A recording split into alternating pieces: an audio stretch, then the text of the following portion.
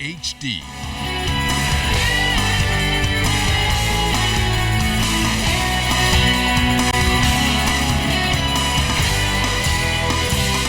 ZNS Network presents The Bahamas Tonight. This portion of the news brought to you by BTC Every Day. 8 Bahamian men are in U.S. custody tonight facing drug-related charges. Good evening, everyone. I'm Charisma Robinson.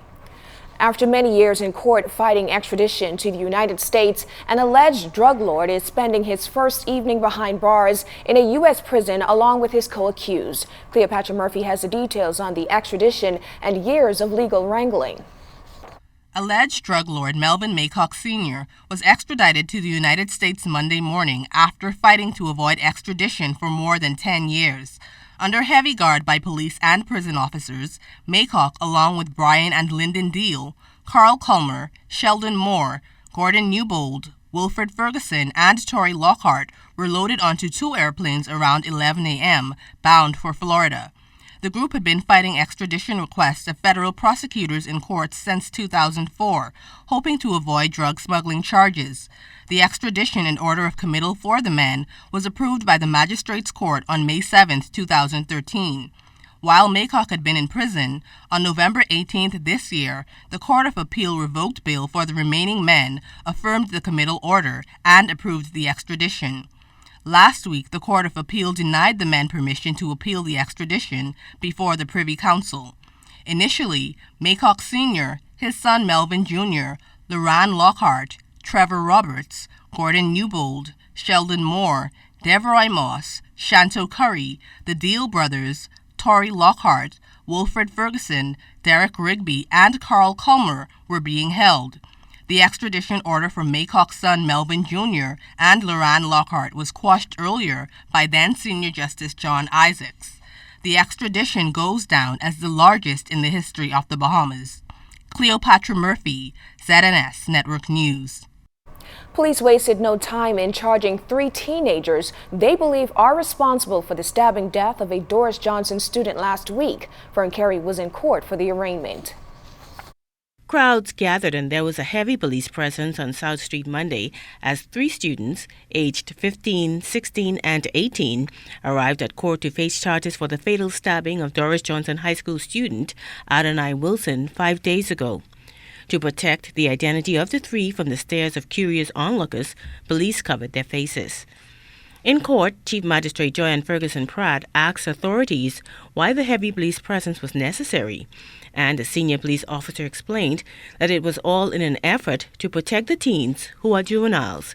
The Chief Magistrate then charged the defendants with intentionally and unlawfully causing Wilson's death.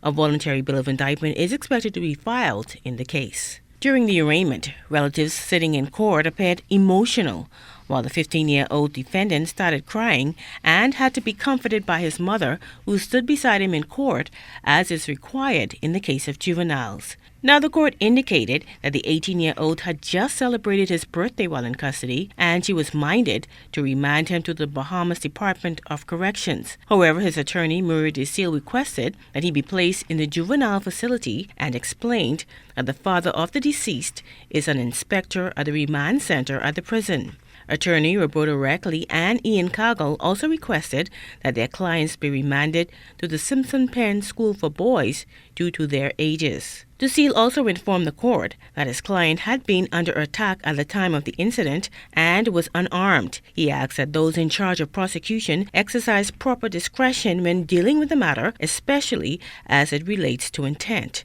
and the court agreed. All defendants returned to court on January 28th. Fern Carey, ZNS Network News.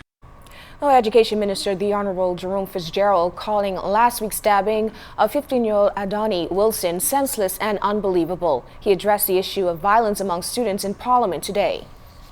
Mr. Speaker, last week's tragic incident has undoubtedly brought into focus the need to increase security and police presence on the streets around our school campuses, particularly between the hours of 2:30 and 5 p.m. on school days. To this end, I am meeting with the Minister of National Security, the Commissioner of Police, the Director of Education, Permanent Secretary, the Director of Security for the school, the head of the Bahamas Union of Teachers, and BEMU, so that we can chart a way forward and agree on a policy position with regard to incidents that happen off and outside the school campus where students dressed in school uniforms are involved. Former police officer 23-year-old Cordero Emmanuel made his first appearance in the South Street Magistrates Court today, accused of robbing 3 women at gunpoint. Court documents show that on Friday, December 4th, the 3 women were robbed in separate incidents of handbags, cell phones, and ATM cards. Bail was denied and he was remanded to the Bahamas Department of Corrections. Now, because Emmanuel is a former police officer, his attorney Ian Cargill asks that he be kept out of the general population due to safety concerns. The court noted the concerns and promised to inform the superintendent of prisons.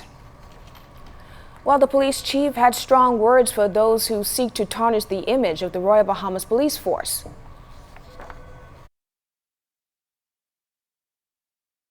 Where officers are discharging their duties on a daily basis in a respectful, professional manner, doing what they have been paid to do, we will treat them with the greatest care, respect, and trust. When they run afoul of the law, justice will be seen to be done, and it will be seen to be done swiftly.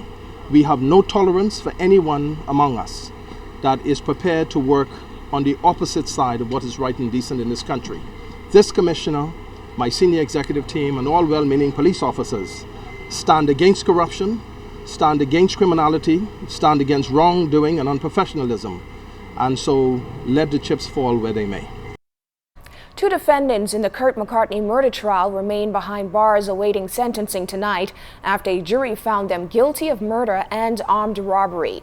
Following deliberations, a 10-woman, 2-man jury returned a unanimous guilty verdict for Thorne Edwards. They also found him guilty of robbing McCartney at gunpoint by a count of 9-3. At the same time, the panel found Lindira Curry not guilty of murder, but guilty of manslaughter and guilty of armed robbery by a count of 11-2. The other 2 defendants, O'Kel Farrington, was found not guilty of murder, manslaughter, or armed robbery by a count of 11-1, while Sumner Ingram was acquitted of murder and armed robbery by a count of 12-0. The 5th defendant, Terry Delancey, was discharged following legal discussions. Edwards and Curry will be sentenced on February 29th of next year. Well, stay with us. There's more to come.